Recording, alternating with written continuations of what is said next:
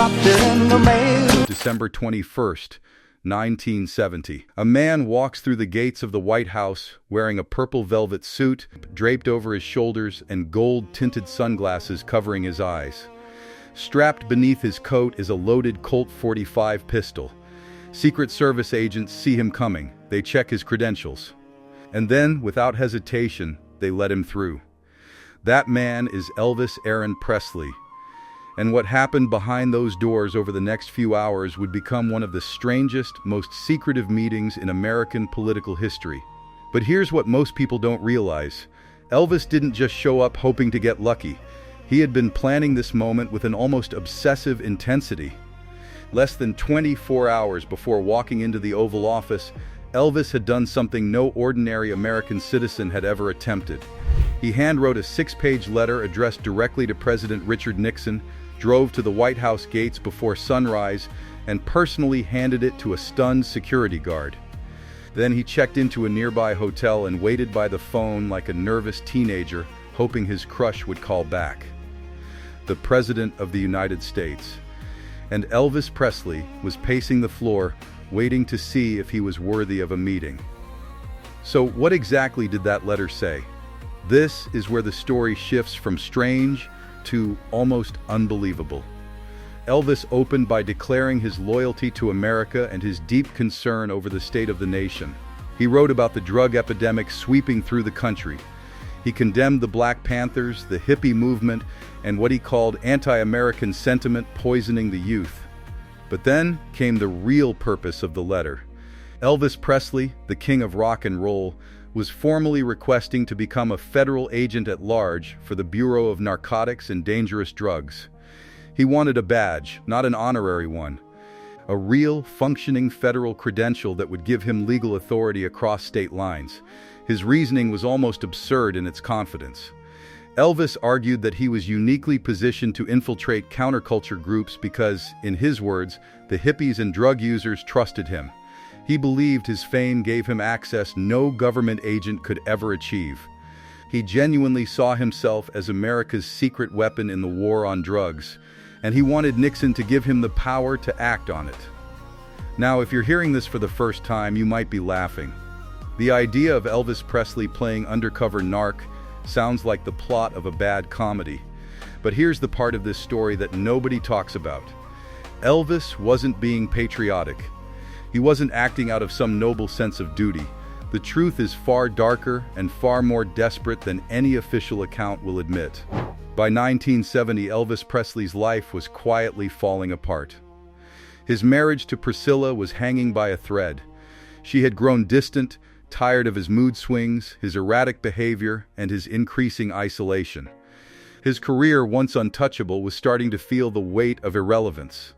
The Beatles had changed music, the culture had moved on, and Elvis, for the first time in his adult life, felt like he was being left behind. But the most damning secret of all was one Elvis couldn't even admit to himself. He was already addicted to prescription drugs, uppers to wake him, downers to sleep. Painkillers for problems that had long since healed. The man who wanted to fight the American drug epidemic was already losing his own private war against the very substances he claimed to despise. That letter to Nixon wasn't an act of patriotism. It was a cry for control. Elvis needed to feel powerful again. He needed something that fame couldn't buy. He needed legitimacy, authority, a title that had nothing to do with music or movies or screaming fans. He needed to matter in a way that the stage could no longer provide. And so he wrote to the most powerful man in the world, believing that a federal badge would somehow fill the growing void inside him. But here's where the story takes an even stranger turn. Richard Nixon, the most paranoid and calculating president in modern history, read that letter. His aides brought it to his attention, expecting him to laugh it off, maybe send a polite rejection and move on with his day. Instead, Nixon leaned back, considered the offer, and within hours cleared space on his schedule for a private meeting. The leader of the free world made time for a rock and roll singer with a gun and a velvet cape. And if you think that was a coincidence or a moment of casual fan appreciation, you haven't been paying attention. Nixon saw something in that letter, something he could use. And what happened next proves that sometimes the most powerful men in the room are the most desperate ones at the table. The Oval Office felt smaller than Elvis had imagined. He had performed in front of thousands, stood on stages that shook with the weight of screaming crowds, but this room carried a different kind of pressure. It was quiet, almost suffocating. And sitting behind that massive desk was Richard Milhous Nixon, a man who trusted almost no one and smiled even less. Yet here he was, extending his hand to a rock and roll singer dressed like he had just stepped off a Las Vegas stage. The handshake was firm but awkward. Neither man quite knew what to make of the other, and that tension never fully left the room. Elvis came bearing gifts, which tells you everything about his state of mind. He brought photographs of his family, as if Nixon would care about snapshots of Lisa Marie. He brought a commemorative World War II Colt pistol, a gesture so bizarre that Secret Service agents nearly intervened before being waved off. And he brought something else. A desperate, almost childlike need to be taken seriously. Elvis didn't just want to meet the president. He wanted the president to see him as an equal, as someone who mattered beyond the music and the movies and the tabloid headlines. He wanted Nixon to look at him and see a patriot, a warrior, a man worthy of real power. Nixon, for his part, played along beautifully. He nodded at the right moments. He accepted the gifts with practiced grace. But behind those calculating eyes, something else was happening. Nixon wasn't starstruck. He wasn't honored. He was evaluating. His administration had been struggling to connect with younger Americans who viewed him as out of touch. The counterculture movement terrified Nixon more than any foreign enemy. Protesters filled the streets. Musicians wrote anthems against his policies. And here, sitting across from him, was the one entertainer who still commanded respect across generational lines. Nixon didn't see Elvis Presley the artist, he saw Elvis Presley the asset. The conversation drifted into strange territory. Elvis rambled about the Beatles, calling them a dangerous influence on American youth. He criticized drug culture with the confidence of a man who believed his own lies. He spoke about wanting to help, wanting to serve, wanting to do something meaningful for his country.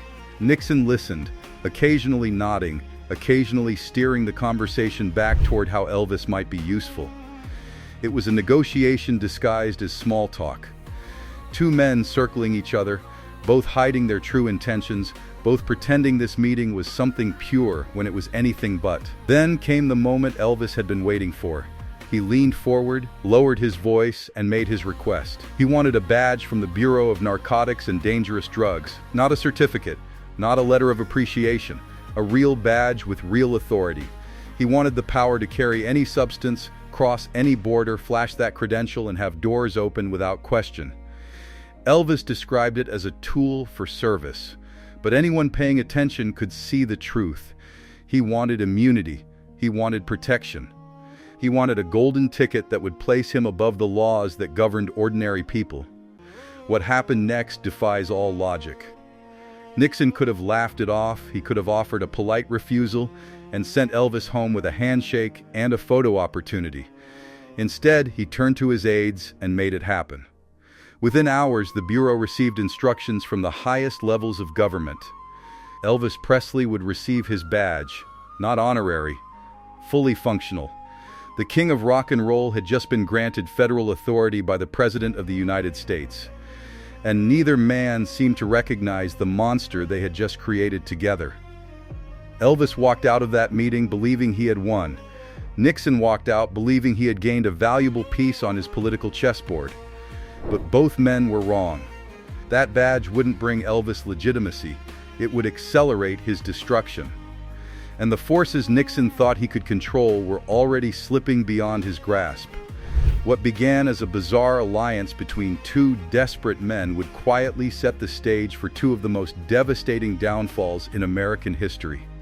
Elvis Presley walked out of the White House a changed man, not better, not reformed, changed in a way that would slowly poison everything he touched.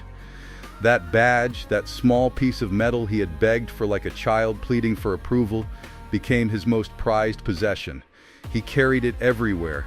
He flashed it at airport security, demanding special treatment. He showed it to police officers during traffic stops, watching their attitudes shift from authority to reverence.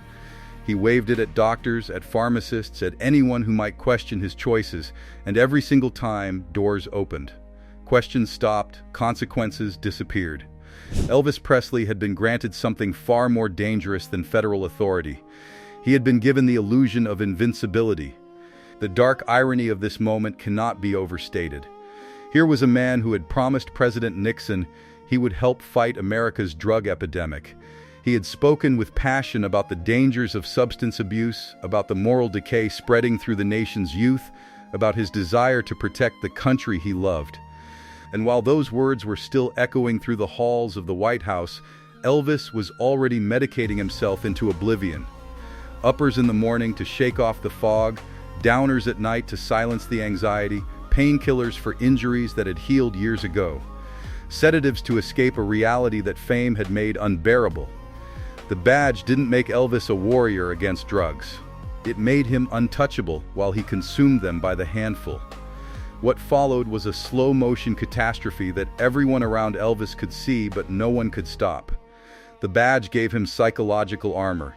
He believed he was operating above the law because, in many ways, he was. Doctors who might have refused his demands suddenly found themselves face to face with federal credentials. Handlers who tried to intervene were dismissed with a wave of that badge and a reminder of who they were dealing with. Elvis had always been surrounded by enablers, but now those enablers had an excuse. How do you tell a man with government authority that he's destroying himself? How do you stage an intervention for someone who carries the weight of the federal government in his pocket? The prescriptions multiplied, the doses increased. Elvis began traveling with personal physicians whose sole purpose was keeping him supplied with whatever chemical escape he required. His performances grew erratic. His weight fluctuated wildly. His mood swings became legendary among his inner circle. And through all of it, that badge remained close to his heart. A constant reminder that he was special, that rules didn't apply to him, that he had earned the right to live however he chose. The very symbol of authority he had sought to legitimize himself became the shield behind which he slowly died. Meanwhile, 1,000 miles away, Richard Nixon was descending into his own personal hell. The paranoia that had always defined his political instincts was now consuming him entirely. Watergate was brewing beneath the surface, a scandal that would eventually expose the rot at the core of his administration. The man who believed he could control Elvis, control the youth, control the narrative of American politics, was losing his grip on everything. Tapes were being recorded, secrets were being buried, and the walls were closing in on a president who had spent his entire career convinced that he was smarter than everyone around him. Two men who had shaken hands in the Oval Office, who had seen in each other a reflection of their own desperation, were now both spiraling toward destruction. Elvis sought power to fill a void that fame could never satisfy. Nixon sought control to silence the fear that whispered he was never truly in command. Both believed that authority was the answer to their private chaos. Both were catastrophically wrong. By the time the decade ended, one would be dead on a bathroom floor with 14 drugs coursing through his system. The other would resign in disgrace, haunted by his own recordings until his final breath. And somewhere between those two endings lies a truth that neither man ever understood. The meeting that was supposed to save them had only accelerated their fall. Before Elvis left the Oval Office that December afternoon, something happened that almost never made it into the official record. The photographers had already captured their images. The aides had already begun ushering the meeting toward its conclusion. Nixon was preparing to return to the mountain of responsibilities waiting on his desk. But Elvis lingered. He didn't move toward the door. Instead, he stepped closer to Nixon and lowered his voice to something barely above a whisper. What he said next would haunt the staffers who overheard it for years to come. Elvis asked Nixon about disappearing. Not metaphorically, not poetically.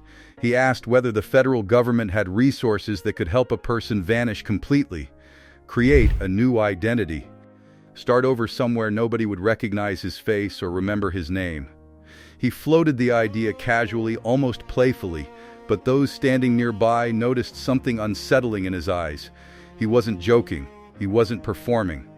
For one brief moment, the mask slipped, and the man beneath it revealed a truth he had never spoken aloud.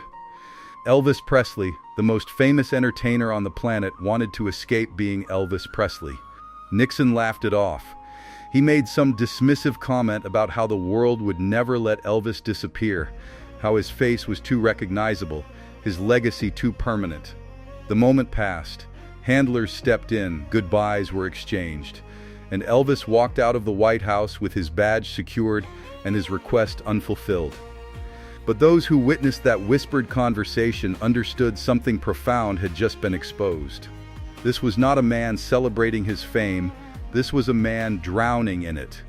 And he had just asked the most powerful person he could find for a life raft that didn't exist. What makes this moment so devastating is what it reveals about the entire meeting. We remember the photograph. We laugh at the absurdity of Elvis in his velvet suit standing beside Nixon in his presidential uniform. We treat it as a quirky footnote in American history, a bizarre collision of entertainment and politics that produced nothing but a funny story. But that photograph lies. It captures two men smiling, shaking hands, performing normalcy for the camera. It doesn't capture the desperation beneath the surface. It doesn't capture Elvis begging for legitimacy he could never feel. It doesn't capture Nixon calculating how to exploit a broken man. And it certainly doesn't capture that final whispered plea for escape that nobody wanted to acknowledge. Look at that photograph again with fresh eyes. Study Elvis's face. His eyes are glassy, slightly unfocused. His smile doesn't reach beyond his lips. This is not a man experiencing joy. This is a man going through motions he has perfected over decades of performance. Now look at Nixon. His posture is stiff. His smile is mechanical. He's already thinking about the next meeting, the next crisis, the next enemy to neutralize. Two men standing inches apart, both completely alone, both hiding behind masks so convincing that the world never saw the truth. This meeting wasn't a celebration of American culture. It was a tragedy disguised as a photo opportunity. Two men who had everything the world claimed to want. Fame beyond measure, power beyond imagination, wealth that could solve any material problem. And yet in that room, for those few private hours, both men silently confessed what they could never admit publicly. None of it was enough. The fame didn't satisfy. The power didn't protect. The wealth didn't heal. They stood at the peak of human achievement and found nothing there but emptiness and fear. Elvis left the White House that afternoon, climbed into his limousine and reached into his pocket, not for the badge, for the pills. His hand found them automatically, the way a drowning man reaches for anything that floats. He had just met the President of the United States. He had gotten everything he asked for. He had proven to the world that Elvis Presley could open any door, access any room, command any audience, and he had never felt more alone in his entire life. That limousine pulled away from the White House carrying a man who appeared to have won everything. But those of us who know how this story ends understand the truth. The winning was already over. The losing had just begun. If this story gripped you, hit subscribe and turn on notifications. Every week we uncover the hidden moments, the buried secrets, and the truths that history tried to forget. The stories behind the headlines are always darker than you expect. Stay with us. The real revelations are just beginning.